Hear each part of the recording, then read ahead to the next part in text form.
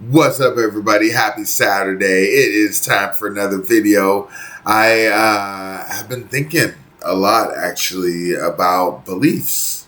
So that's what we're going to be talking about today. And I'm not just talking religious beliefs, spiritual beliefs. I'm talking political, social, all these different things that people believe over the years, urban legends, wives' tales, as it were, things that we are now learning aren't true. It's like, do you really have gum stuck in your stomach for 8 years after you swallow it? No. As a matter of fact, it's only through your system in 8 hours. It only takes 8 hours to go through your system. If you make a funny face, does it freeze? Well, I mean, I don't make it a habit to make funny faces, but when I was younger, I did. And did it freeze? No. This is what I'm saying to you. There are a lot of different beliefs and a lot of different ideas that people hold that they may not actually know are true. What's up, everybody? I'm Mike Johnson, Yellow Buffalo. Good to see you again. Much love.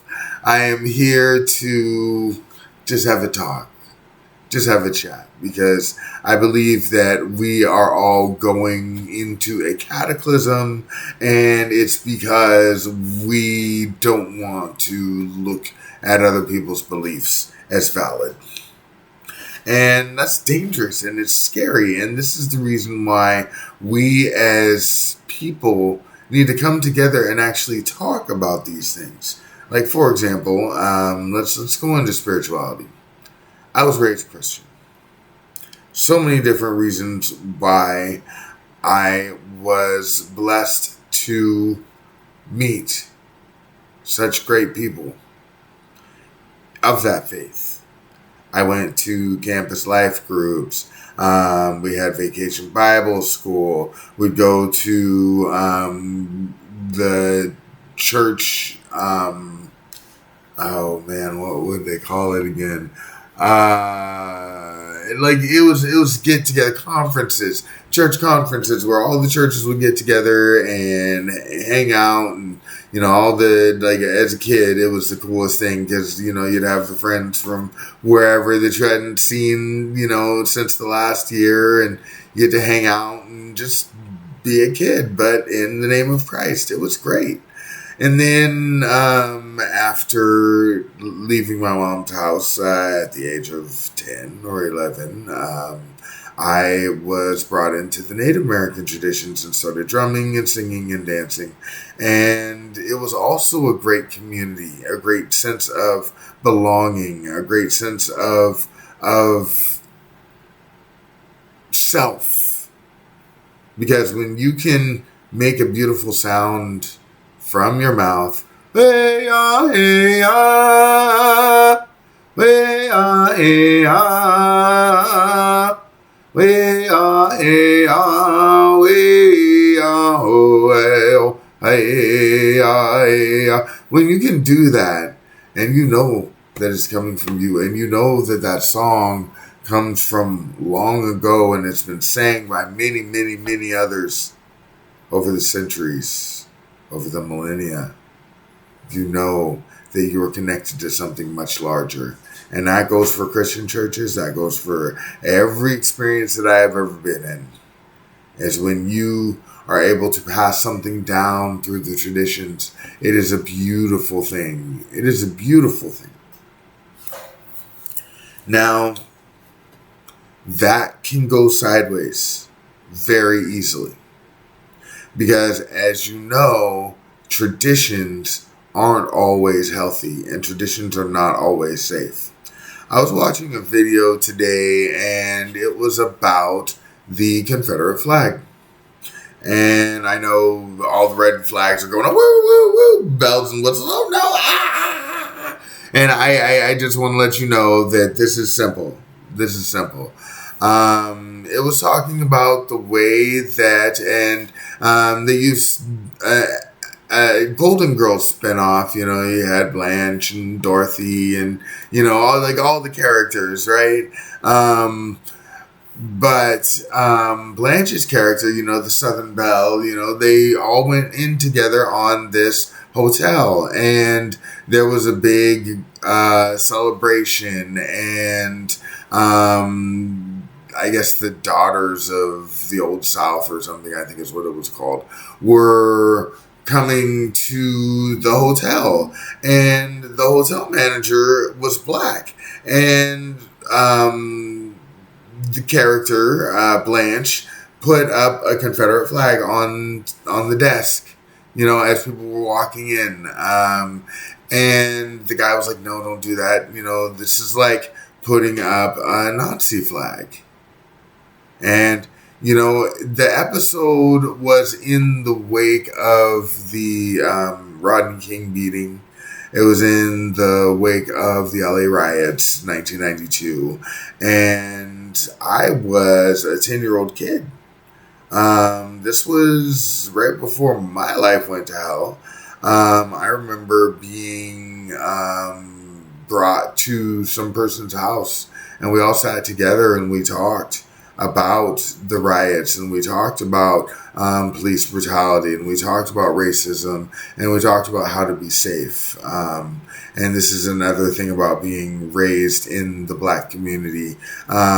We are taught that we're not all that safe. We're taught that we're not all that safe. Just in general. In general, we're taught that we're not all that safe. So when something like police brutality happens, or the death of an unarmed black person, or just any number of things that could happen in our society, we come together as a community and we actually talk about these things, and we tell these things to our children. And this is not any different than like if we were to talk about 9/11. I was 18 years old at the time. Turning 19. And I know you had to take the kids and say, "Hey, this is what happened. This is the reality today, and unfortunately, this is what we have to tell you about. This is what we have to deal with." And I couldn't tell you of a modern, well, I guess, there's a lot of school shootings. I'm sure, at least when I was a kid, both Columbine and Thurston happened while I was going to school. And I was just a few miles down the road from Thurston High School. So it really hit home, especially when I grew up and I knew people who went to Thurston and who were there at the time. It really did hit home.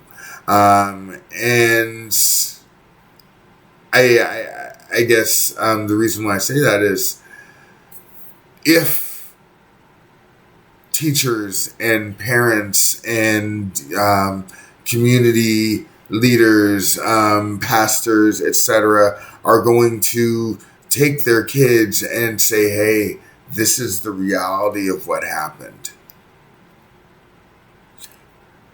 we need to make sure that we have a uniform message.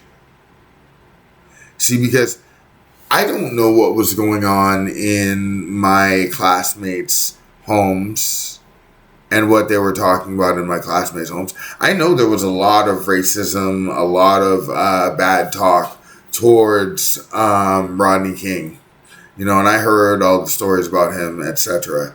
But the fact is, I couldn't tell you if there was a similar reaction.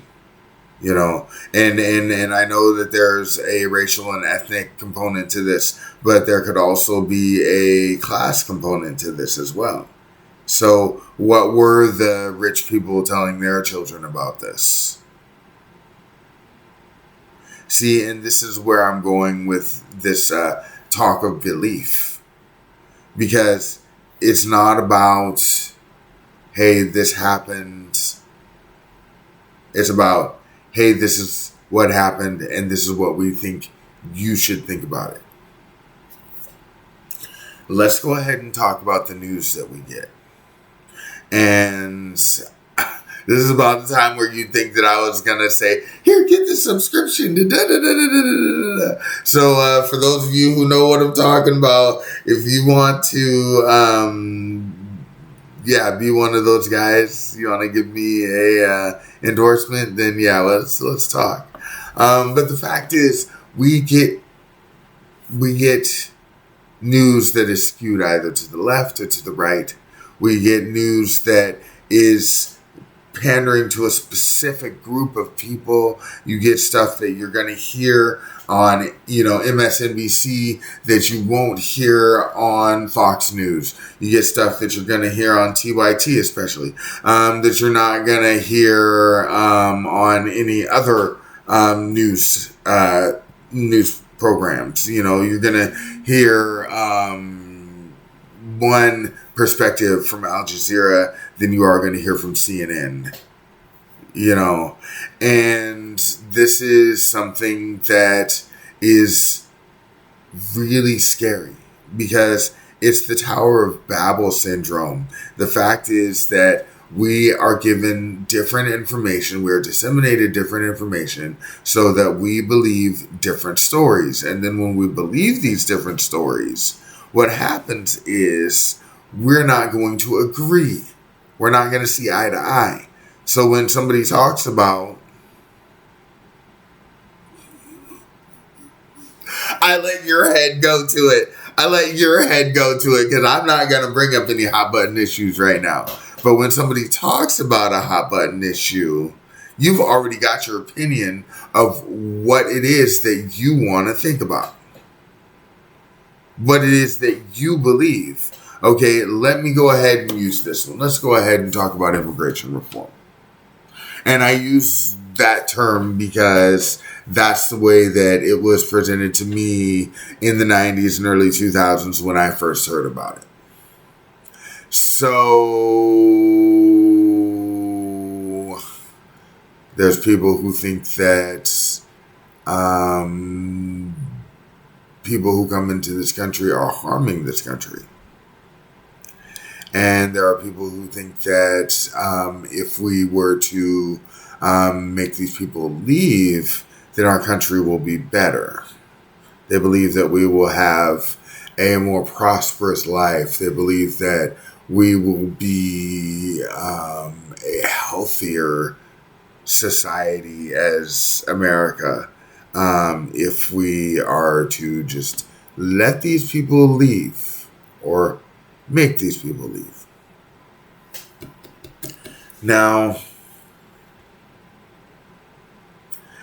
I have had the pleasure and the blessing of meeting a lot of immigrant peoples. I have met a lot of people who were here, who were born here, second generation. I've met a lot of cultural exchange students, foreign exchange students. I've met a lot of people who were not here legally. Just trying to work and send money to their family so they could afford to live in their own country. Why? Because we're the ones who are taking up their resources and we're selling them back to them at prices that they can't afford. So what do? They move here. They move here so that they can actually survive. And then when they make up enough money, then maybe their family comes up here too. But the reason why is because we take up their land and we use it for farming. We take their resources and we don't give them the money that they deserve. And so, of course, they have to leave. They're, and in Mexico in particular, they have been getting rid of the rural villages and building urban centers, which, from what I have learned, are too expensive for people to live in. And so that's why people are coming here. Okay? They can't afford the food that is growing out of their own ground. It's growing out of their own dirt. They can't afford their own food. Okay. So I wasn't expecting to get into this, but I feel very passionate about this. The United States is a nation of immigrants. Okay? There was one group of people, a couple thousand group of people. But we'll call it one group called the American Indian, the Native American, the indigenous American. Okay.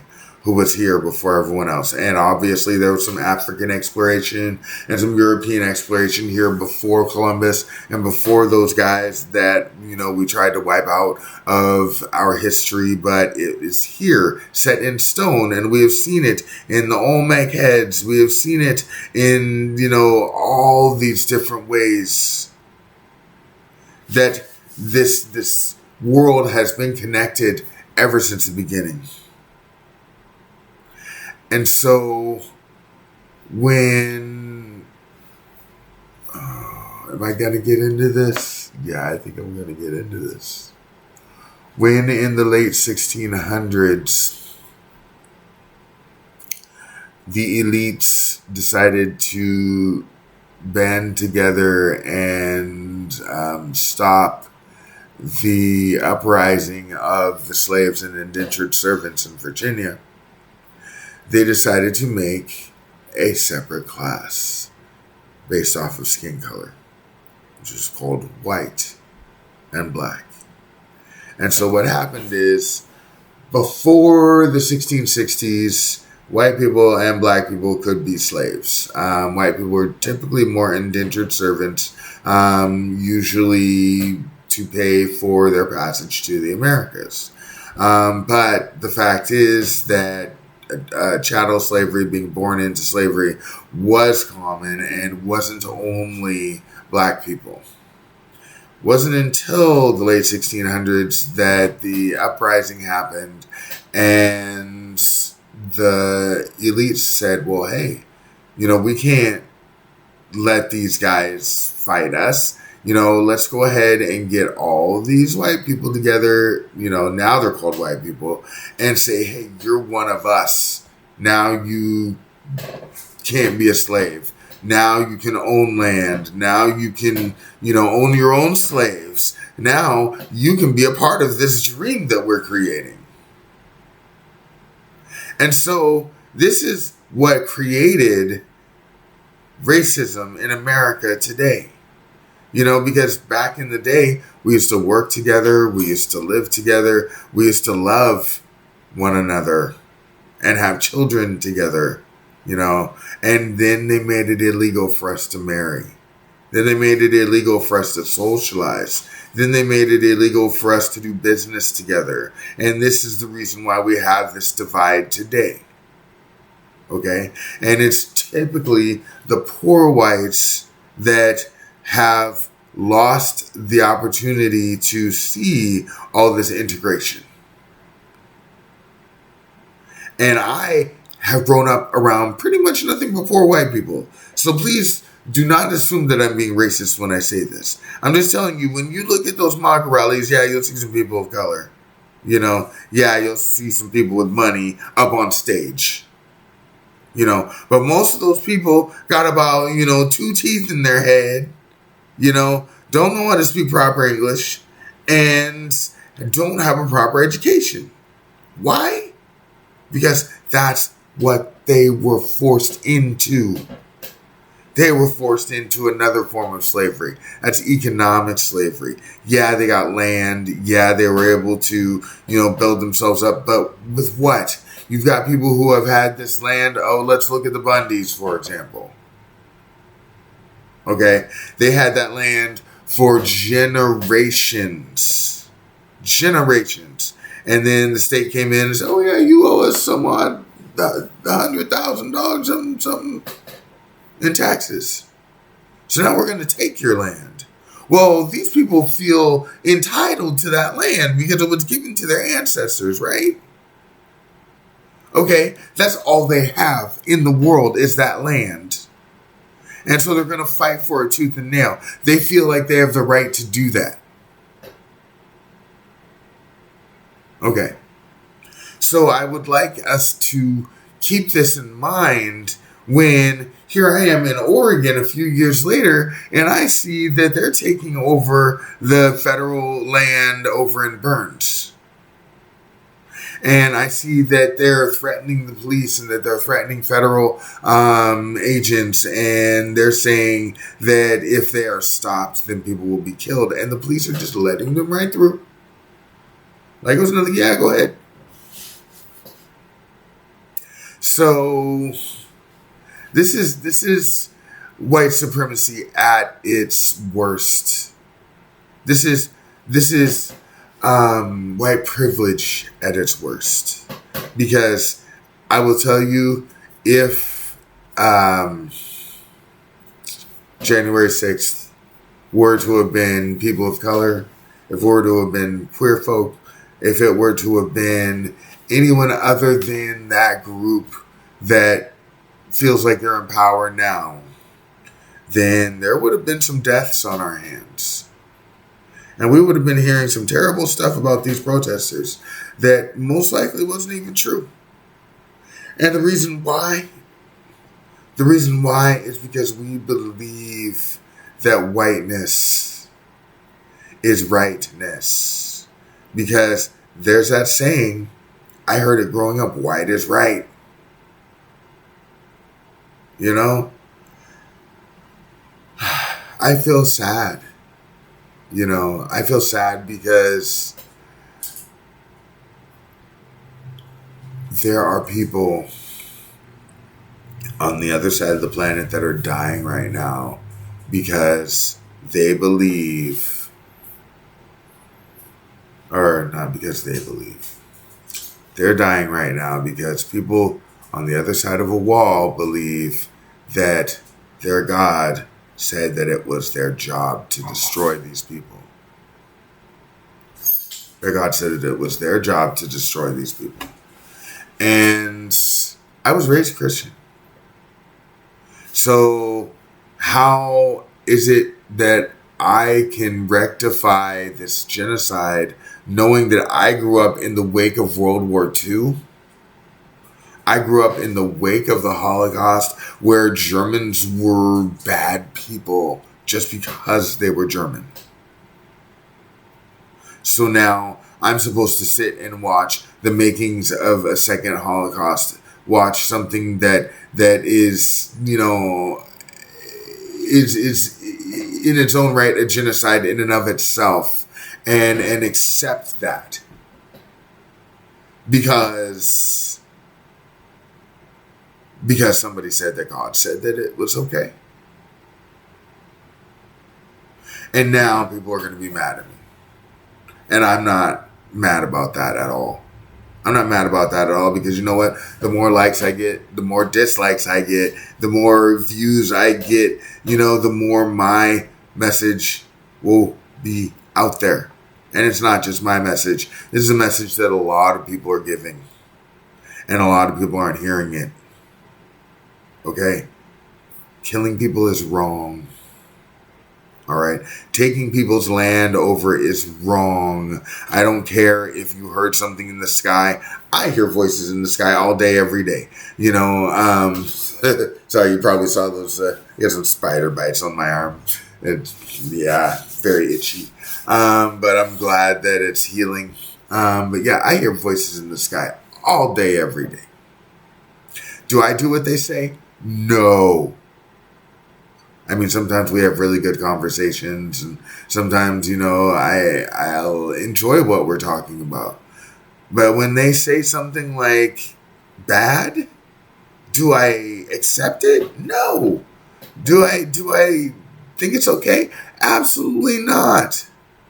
And we're talking about a people who, you know, 7, 8, 9, 10, 13, 20,000 years ago okay, wouldn't have understood the concept of mental health. They wouldn't have understood the concept of rational thinking, and don't get me wrong, because there were rational thinkers at that time, but this was the elites. You had to have money to be able to think. That's just like colleges these days. You had to have money to be able to think, or at least access to it. And so we've got a lot of people who have access to money that are teaching people who don't how to think harmful thoughts. How to think harmful thoughts. And that's not something that we can have. That's not something that we can have in this society, because we now have people who think it's okay to ship off our guests to prisons overseas because they disagree with a war that we aren't fighting. This isn't okay. I really wasn't even going to get on here and say any of this. The one thing I was going to say is, hey guys, I know you're hearing that the head cheese wants to send military here to Portland, and it's really mellow here.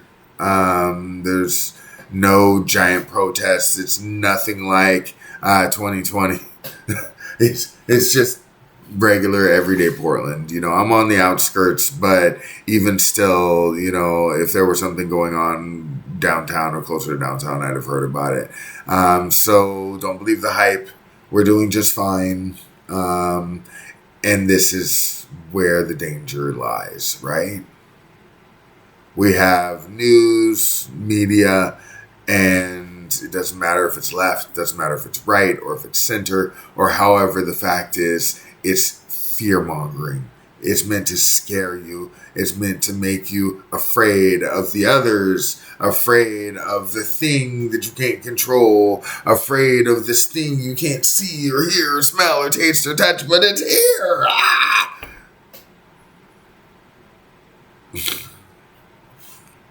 And it's really sad, because I got into it. I was afraid of my own shadow. I was afraid of my own reflection. Not because of me and who I am, but because I thought it was going to do me harm. I thought my own reflection would do me harm. And now what I know is that, yes, I hear you, baby. Now what I know is that we are all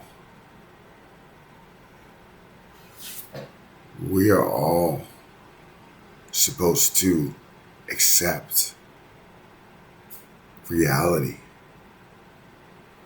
There are some scary things going on in this world, but there are also a lot of beautiful things going on in this world.